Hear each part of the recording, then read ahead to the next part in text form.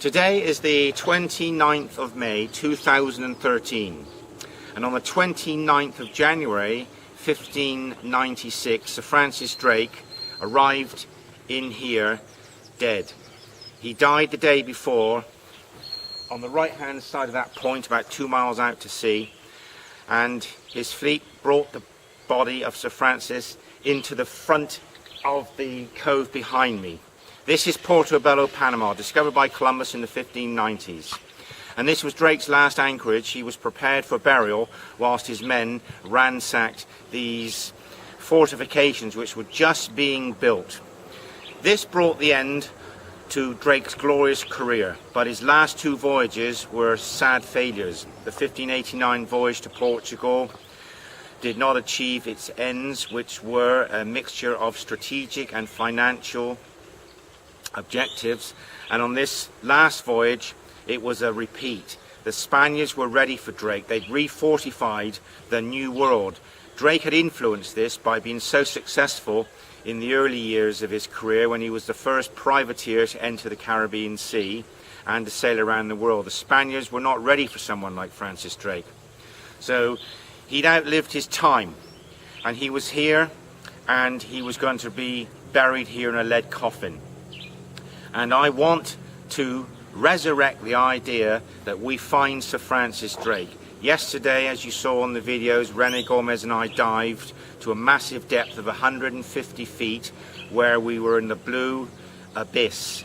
It was void of features. We saw a turtle at 140 feet, and I was delighted to see the seabed coming into vision through the murky water at 150 feet. We brought back the alluvial mud to say that looking for Drake would be difficult. His coffin could be covered with alluvial mud, although in some places out there, there is a flat reef. I would now like to introduce you to Rene Gomez, my best friend in Panama since 1991. Rene Gomez, why are you interested in searching for Sir Francis Drake? Well, for many years, Drake being in Portobelo, and me being in Portobelo so often, it attracted me to see where he was located, because he was put to rest in these waters, the same waters that I have been diving ever since I was 12 years old. So you're a semi-commercial diver in Portobelo, but what interests you in finding Drake's lead casket? What's the thrill? Why should he be found? It was a seaman, but he wanted to be entombed in, obviously, on the land, and he's not somebody who should be left all by himself out there. I think he's something that Panama would be projected in a way of tourism internationally if we were to find Sir Francis Drake in Panama. And also, my idea is that he should be sent back to England where he was born.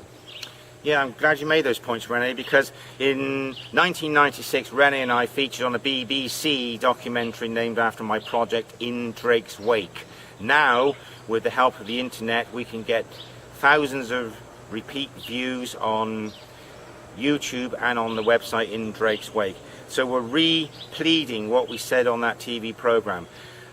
Drake's contemporaries lie in Westminster Abbey or in other prominent places in England. Drake adored attention. He's not getting anywhere he is now, and Drake would like to be in St Andrew's Church, his local parish church in Plymouth, or in London.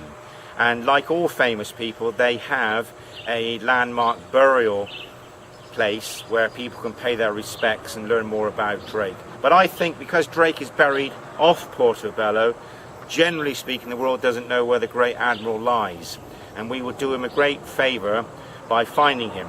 If nobody wanted Drake to be moved, we could find film Don't Touch. You can put a fibre optic camera inside the lead casket, and we would know it was Drake's body because there would be a lead ball in there which was fired into his leg at Nombre de Dios, 20 miles to the east of here, and that would verify that it was Drake's coffin we had found. The coffin could be hermetically sealed so Drake could be dry, and any DNA testing could verify that he was killed by yellow fever or dysentery. And I'd like to conclude this video by saying we're here paying our respects to Sir Francis Drake, and I hope that the world will pay their respects and help us find Sir Francis Drake. So thank you for listening. Termino.